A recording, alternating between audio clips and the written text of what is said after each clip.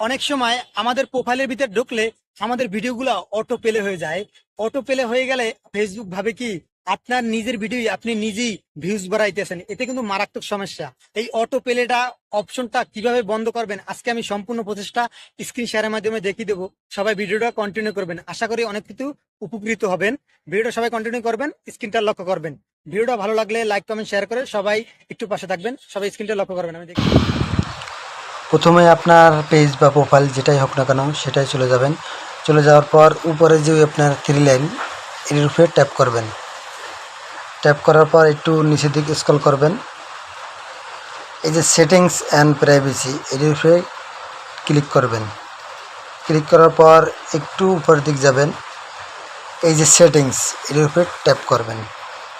Tap করার পর একটু নিচের দিকে স্ক্রল করবেন। নিচের দিকে স্ক্রল করবেন। এই যে দেখেন মিডিয়া, এই মিডিয়ার উপরে ক্লিক করবেন।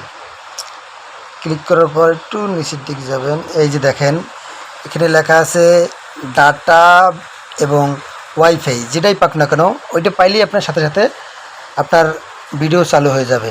তারপর নিচেরটা আছে ডাটা, ডাটা পাইলে আপনার যে কোনো ডাটা পাইলেই আপনার মোবাইল চালু হয়ে যাবে। আর নিচেরটা হচ্ছে আপনার অ্যাভেলেবেল, মানে কোনো কিছু আপনার যদি ডাটা পাক বা ওয়াইফাই পাক যেটাই পাক না কেন আপনার কখনোই চালু হবে না। সবসময় এই নিচেরটা চালু করে রাখবেন। এই নিচেরটা চালু করে রাখলে আপনার কখনোই ভিডিও অটো প্লে হবে না।